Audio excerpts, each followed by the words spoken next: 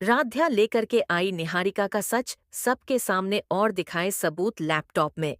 जी हाँ दोस्तों, जब निहारिका हॉस्पिटल में जाकर के डॉक्टर से बात कर रही होती है कि तुम मुझे नकली रिपोर्ट बना करके दे दो, मैं तुम्हें मुंह मांगी कीमत दूंगी, तभी निहारिका और डॉक्टर की बात राध्या अपने मोबाइल में रिकॉर्ड कर लेती है और उसके बाद वह सबूत ले जाकर के शादी वाले दिन मित्तल परिवार के लोगों के सामने रख देती है। जिसके बाद जैसे ही प्रथम यह देखता है, उसके पैरों तले जमीन खिसक जाता है और होश उड़ जाते हैं कि निहारिका इतना ज्यादा झूठ कैसे बोल सकती है और इतनी घटिया हरकत कैसे कर सकती है, जबकि निहारिका मेरी पुरानी दोस्त है और मैं निहारिका पर इतना ज्यादा विश्वास करता था। शायद निहारिका मुझे पाने के लिए इतना गिर चुकी है कि अब इस हद तक जा सकती है। मैंने कभी सोचा भी नहीं था।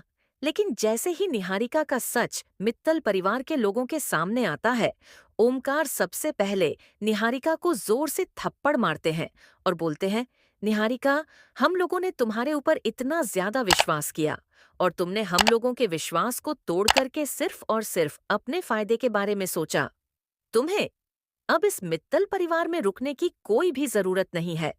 अगर तुम खुद से मित्तल परिवार से बाहर नहीं जाती हो, तो मैं तुम्हें धक्के मार करके हमेशा हमेशा हमेशा के लिए मित्तल परिवार से बाहर निकाल दूंगा और जेल में डलवा दूंगा। और वहीं दूसरी तरफ दादी भी निहारिका पर बहुत ज्यादा गुस्सा होती है और बोल देती हैं, निहारिका, मैं तो तुम्हारा हमेशा साथ दिया, हर परिस्थिति में साथ दिया। तुमने मुझसे क्यों झूठ बोला? अगर कोई भी समस्या थी तो तुम मुझे बता सकती थी और प्रथम के बच्चे का नाटक करके तुमने हमारे दिल को ठेस पहुंचाया है। इसलिए अब तो मित्तल परिवार को छोड़कर के हमेशा हमेशा के लिए बाहर चली जाओ। वहीं हम सबके लिए अच्छा होगा। और वहीं दूसरी तरफ मित्तल परिवार में राध्या के वापस आने की खुशी होती है। प्रथम राध्या से पूछता है, राध्या, तुम इतने दिनों तक कहाँ थी और हम सभी लोग तुम्हें खोजते रहे, परेशान होते रहे, तुम्हें मेरे दुख का थोड़ा भी असर नहीं हुआ? तभी राध्या प्रथम से बोलती है, प्रथम सर, मैं आप सबके बीच ही थी और मैं इतने दिनों तक आप लोगों से छुप छुप करके निहारिका के खिलाफ सबूत इकट्ठा कर रही थी और निहारिका के काले कारनामों का सबूत सबके सामने ले आने की कोशिश कर रही थी।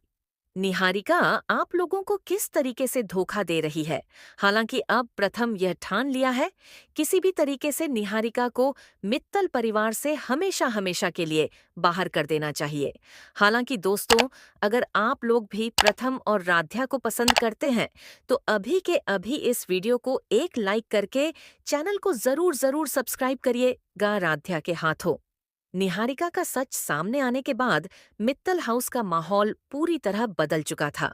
जिस घर में कुछ देर पहले तक शादी की खुशियां गूंज रही थीं, वहीं अब हर चेहरे पर गुस्सा, सदमा और टूटे भरोसे की झलक साफ दिखाई दे रही थी। निहारिका जमीन पर खड़ी थी, लेकिन उसके पैरों में अब पहले जैसी मजबूती नहीं थी। उसकी आंखों में डर साफ झलक रहा था, वो डर जो किसी ऐसे इंसान की आंखों में होता है जिसका सच दुनिया के सामने नंगा हो चुका हो। प्रथम की आंखें लाल थीं, लेकिन गुस्से से ज्यादा उनमें दर्द था। वह बार बार उस लैपटॉप की स्क्रीन की तरफ देख रहा था जिसमें निहारिका की साजिश का वीडियो चल रहा था। हर शब्द, हर आवाज उसके दिल पर चोट कर रही थी। वह खुद से ही सवाल कर रहा था, मैं इतना अंधा कैसे हो गया? मैंने राध्या को गलत कैसे समझ लिया? उधर राध्या शांत खड़ी थी। उसके चेहरे पर न कोई घमंड था, न कोई बदले की खुशी। बस एक संतोष था कि आखिरकार सच सामने आ गया। लेकिन उसके दिल में भी तूफान चल रहा था। इतने दिनों तक अकेले रहकर छुप छुप कर सबूत इकट्ठा करना आसान नहीं था। उसने हर पल अपने आप को रोका।